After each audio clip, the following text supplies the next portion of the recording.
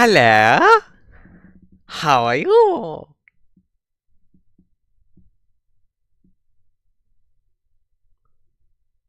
I'm testing the audio at the moment. That's what I'm doing. I'm testing it, seeing if it's working. Man.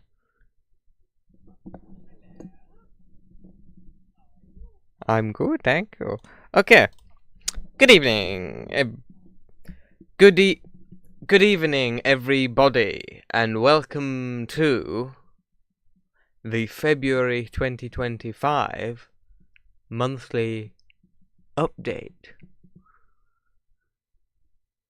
Oh yes. We've been doing these for a while now, haven't we? Yes. It was in fact February 2022 that was the very first monthly update. So I've now been doing monthly updates for 3 years. So it's a very special occasion, I think. Now I have to check. I don't know why I say these things, because now I need to check to make sure that it's true. I didn't plan to say that or anything. I just sort of, you know. Yes, February 2022. It was the very first one of these monthly updates. I was doing weekly updates before that. Remember those? No, you don't, because who does? Hi. Good, isn't it? Yeah, it is. Actually. Yeah. No.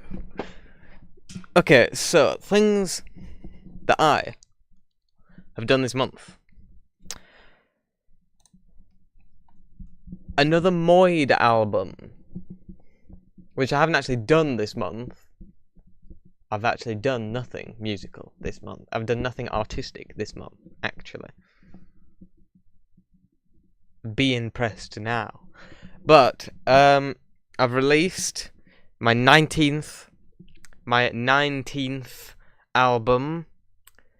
It's called Decay Pieces. It is the third in the Sound Pieces trilogy. I don't know how long it'll remain a trilogy, but at the moment it's a trilogy.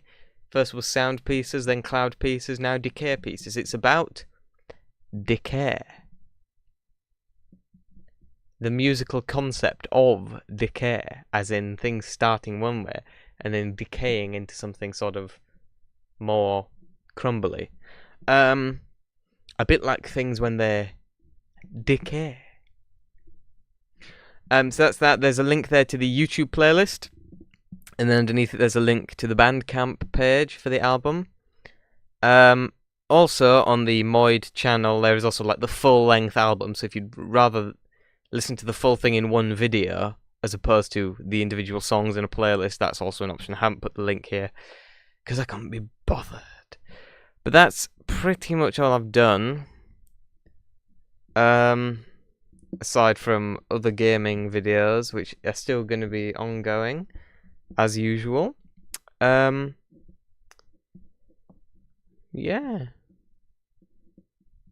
That's it. There must be more I've done. I was planning on making a video where I organise my ties, but I just did it off camera, I know, because I thought it's not going to be an entertaining video, so what's the point?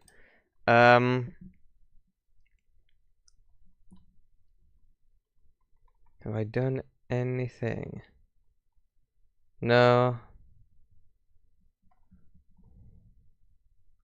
Obviously, I've started playing Outlast 2 again on the gaming channel. I've also revived 3 free games as a series, which I did a couple of years ago. Also, I think I talked about this in the last month's live stream, but I've got a green screen now. You can see the sort of stands for it there. I definitely have, because I recall doing this and showing you them.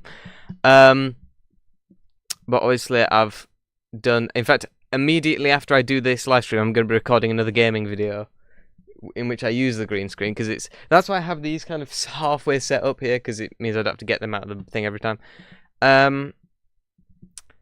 So yeah, that's that. So that's everything I've done this month. Things I've watched this month. We've done some My Little Pony. I'm nearing the end of the series now. I did season 7, which was quite good, I recall. I can't remember anything about it. I'm now nearing the end of series 8, so that's what season 8. Sorry. So that's why I can't really remember anything about season 7. But I recall it being quite good. Let's see what episodes were in it. Is there anything memorable in it? Anything memorable? Season 7.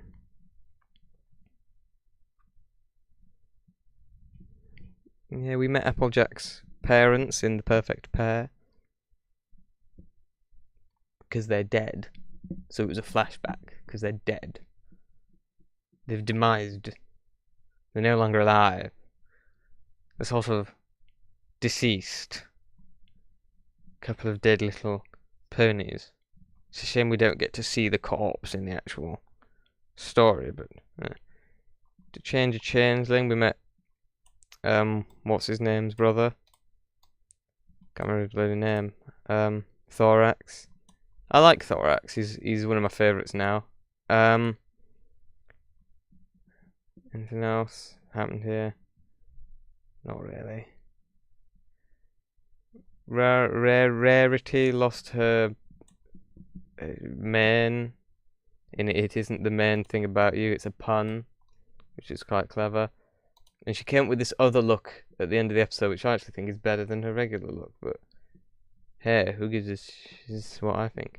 Anyway, then moved on to something very special. This is My Little Pony the movie. Now, when I originally started watching this, I was planning on watching all of My Little Pony from the very beginning, from the 80s. So I started with My Little Pony the movie from 1986. And it wasn't bad, but it certainly put me off wanting to watch the series of it. So I just skipped straight to Friendship is Magic. But this is the second My Little Pony the movie. This was actually really good. I mean, I know some people don't like it.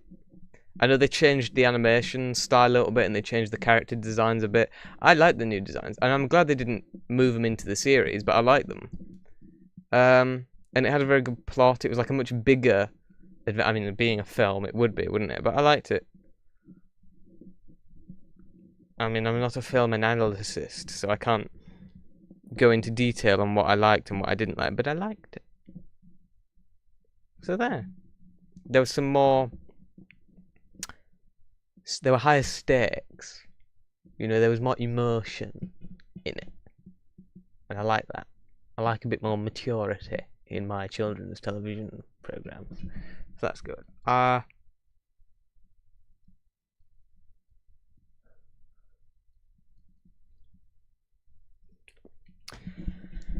Then I haven't listed it here because it's not my first time watching it, but I watched The Exorcist from 1973, which is one of the greatest films of all time, and I just wanted to watch it again, because it's just fantastic. It's one of the greatest films of all time. I don't really know what else to say. The Exorcist is one of the few films where I prefer the director's cut to the theatrical version. 99% of the time, the theatrical version is the way to go. But with The Exorcist, the theatrical version didn't have that bit where she walks down the stairs backwards, which is just one of the greatest bits in any film. So, I mean, I know why they cut it out of the theatrical version, because you could see the wires, and they had to wait until the year 2000 to be able to remove the wires with digital technology. But it was correctly reinserted for the 2000 re-release, and it's much better for it. There's some stuff it added which isn't as great, like there's this extended scene at the end which doesn't really work in my opinion, but it's worth it for the spider walk scene. And also the colour correction, or like the colour grading in the final scene, like in all the scenes in the bedroom towards the end of the film. In the theatrical version, it was just like normal, the colours were normal, which really surprised me, because when I saw that version, it's like, that really looks crap. So it was definitely the right decision to change the colour grading in the later versions of the film. So yeah, The Exorcist is one of the few films where a later, like, director's cut version is much better than the theatrical version. But it's only one of the very few films that I think that about. Alien 3 is the other one. The first two Alien films, the theatrical version is better. But Alien 3, the later director's cut is better than, or the assembly cut as it's called, is better than the theatrical version. And for Alien Resurrection, the best version is when you don't watch it. That's the best version of that film. Then, after watching The Exorcist, by recommendation of the internet, I skipped The Exorcist 2, because apparently it's crap, and instead watched The Exorcist 3, which was supposed to be really good.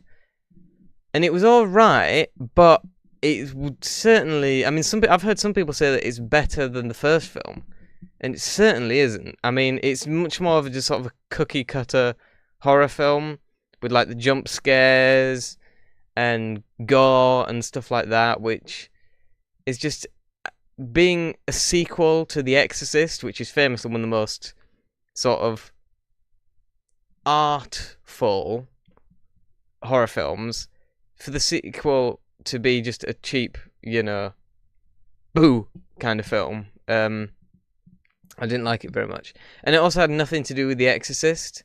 Like, it had one thing, like, it had one character from it had Damien Karras from the first film in it, even though he's not really him. It's like, it's the same actor for some bits, and then for other bits it's Brad Dourif. Now, I love Brad Dourif, he's one of my favourite actors. And again, in this film, he's doing what he usually does, where he's playing an insane person. He's probably the most typecast actor I've ever known, because he's always, like, I don't think I've seen him in anything where he isn't wearing a straitjacket.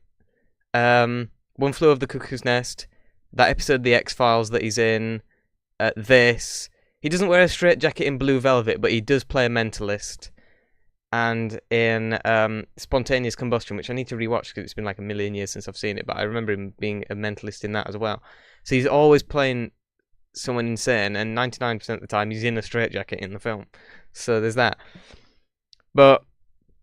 And he is very good in this, but I was just disappointed after, like, I think if it wasn't called The Exorcist, if it had something, I mean, the book was called Legion.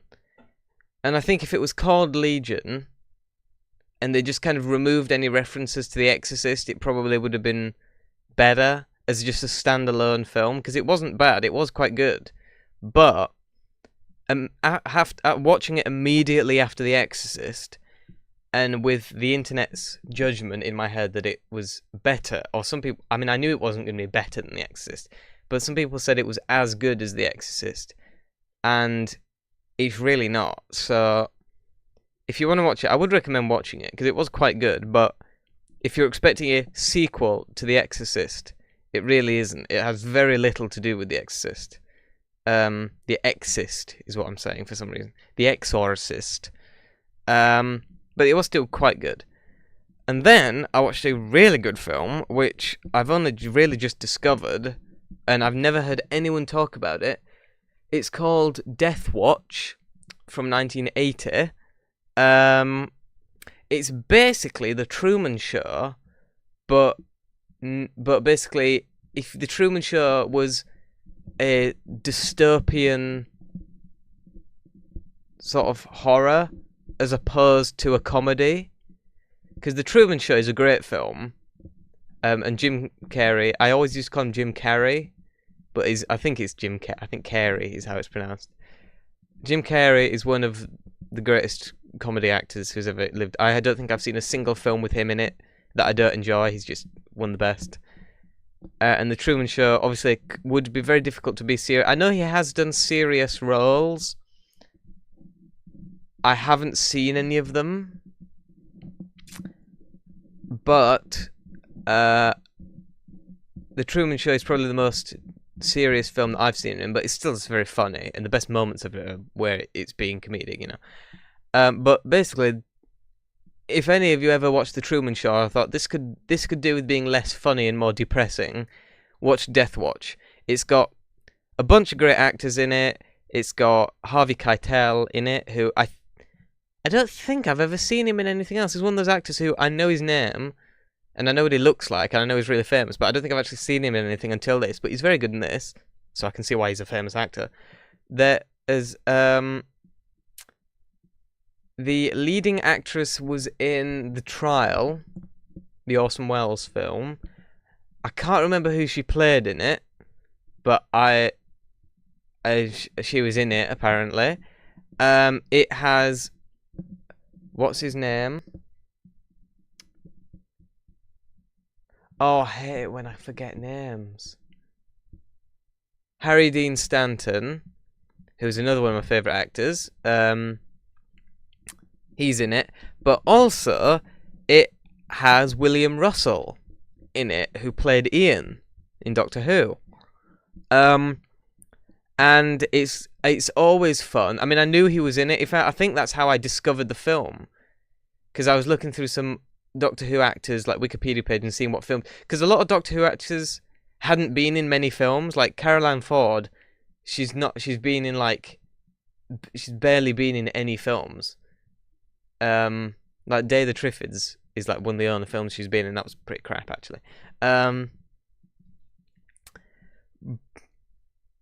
I've talked about it before. But yeah, so it's always nice when you're watching something and a Doctor Who actor turns up in it. That's always great. And like I said, I knew he was in it, but he actually has a fairly big role in the film, which is nice.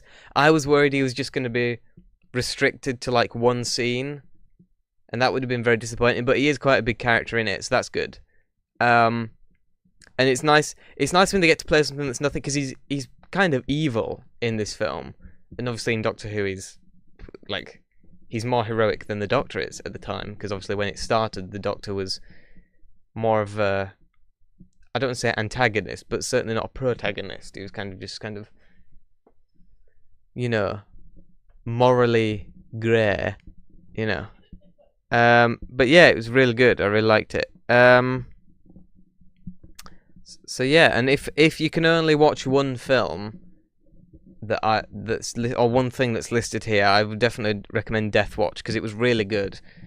And it's always fun when you find a film that's really, really good that no one has ever no one ever talks about. It's really nice, because it's like you found like a little secret that no one knows about. And Death Watch, like, there's a couple of reviews on YouTube, but there's, you know, only a few, you know. So it's nice to, when you find one that people have kind of forgotten gem, you know. And then we're moving to things I've listened to first. Now keep in mind, I listened to these. Normally when I listen to stuff, I like to really concentrate on it and just listen to it, but I haven't been in a mood this month for fully concentrated listening, so I was playing Minecraft while listening to these albums. Didn't stop me enjoying most of them. We'll start with, I listened to a trilogy of ABBA albums. Now, ABBA is one of those bands that I haven't heard a single song of theirs that I don't like, but I still had never heard a full album of theirs. But now I've corrected that mistake, and I listened to their final 3 albums, at least until recently. I know they've released a new one more recently, but this was their original final trilogy: Voulez-Vous in 79, Super Trooper in 1980, and The Visitors in 1981. 3 really, really great albums. All very different. Well, the first 2 are, no, they're quite different as well, actually. It's definitely because of kind of transition from lighter to darker. But I liked them. I started with Voulez-Vous because it's the one that I'd heard about half the songs off it already. So now I knew I was probably going to like it. So there were only a few songs on it that it was my first time listening to them. But it was really good. I really liked it. I don't know what else. It's hard to say because it's not like I'm introduced. Like, you know, like, it's ABBA. Everyone knows ABBA. But what's the best song on this album? The best song on Voulez-Vous is probably, oh, Chiquitita. That's on it. Okay, well, that immediately blows everything out of the water, doesn't it? Particularly the outro. But If It Wasn't for the Nights is another one of my favourites. Does Your Mother Know? Everything on that album. Angel Eyes, everything. Okay. But yeah, so like I said, I struggle to even think about what to say about them because it's ABBA. Everyone knows that. Basically, I think they're quite underrated. not by the general public. It's one that is kind of the opposite of a normal situation. It's like you think of something like the Velvet Underground, which most people, like the average human, has never even heard of them. And if they did hear a Velvet Underground song, they'd probably hate it. But music aficionados, such as myself, understand the genius of the Velvet Underground. It's kind of the opposite with ABBA. The general public completely get it. The general public love ABBA. But music aficionados, such as myself, usually, like, if they hear someone likes ABBA, they kind of... This person likes ABBA. What a pleb. But, no, they're one of the greatest bands of all time. It's just they're not a band that you think of as an album band. Like, you think of the Beatles and you think of Abbey Road and Rubber Soul and Sgt. Pepper's. But with ABBA, you think of songs. You know, you think of Mamma Mia and you know, Take a Chance on Me. You think of the songs, you don't think of the albums. But these are some great albums, particularly these three. I mean, these are the only three ABBA albums I've actually listened to. I'll probably listen to more next month, but people know I have a rule where I have broken this rule several times in the past, if you look at some of the earlier monthly updates and weekly updates, but I try to only listen to 3 albums by a single group or artist in a month. So that's what happened here, man. But yeah, also, I haven't listed it here. I think I should have listed it here, but I forgot. But anyway, I basically finished the Ricky Gervais show, which is another thing. Podcasts, I only ever listen to when I'm doing something else, like playing Minecraft, for example, which is just, it's one of the few games I can play whenever I want, because it's not on Steam, so I don't have to worry about my brother being on Steam. I can just play it whenever I want. But anyway, I don't listen to podcasts just on their own. I need a visual thing going on. But obviously, podcasts being just audio, I can only listen to it when I'm doing something else. But basically, I've been listening to the Ricky Gervais show from the very earliest radio shows in like 2001 all the way up to the podcast, and which is the one that they made into the animated series. I haven't seen the animated one. I don't think I really need to now, because it's just sort of cut down from the podcast. But anyway, I think, correct me if I'm wrong. But yeah, so I finished that, so I've now heard all of the Ricky Gervais show, apart from the 1998 series that was just Rick and Steven. I may listen to that at some point. If I ever go back through and listen to them all again, which I might do, because it was very entertaining. A bit annoying at points, because sometimes Carl is making a good point, and Rick and Steve will just laugh at him anyway, which is fairly annoying. But anyway, So I finished that, and then I started another podcast, which is the Yog Pod, with Lewis and Simon from the Yogscast, which is fairly entertaining. Some of it is kind of boring. Like, there's this one that they do where it's like a Dungeons and Dragons thing, which is probably the most dull thing the Yogscast have ever produced. But, you know, they're not all winners, can they? They can't all be winners, are they? What?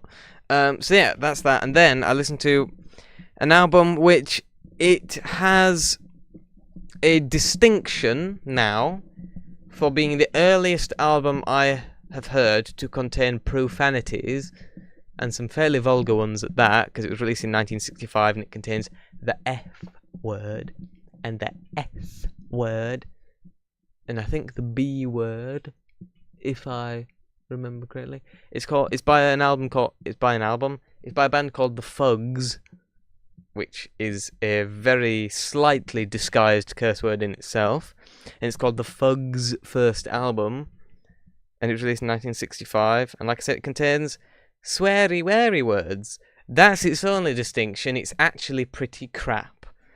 It's like, it's the mothers of invention at their most nothing.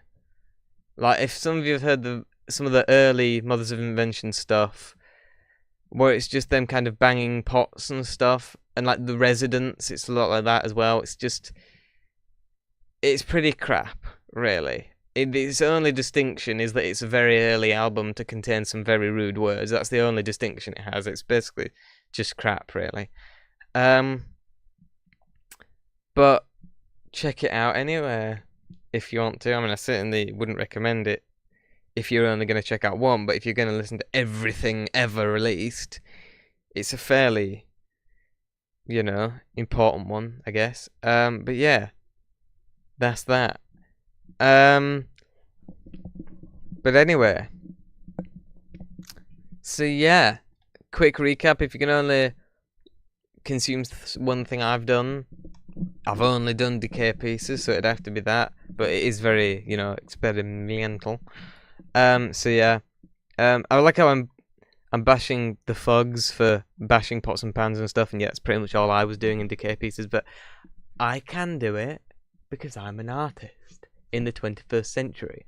That was the 60s. You're supposed to make good music in the 60s. Okay? Anyway, if you can only watch one thing I've recommended this month, make it Death Watch. That's a great film.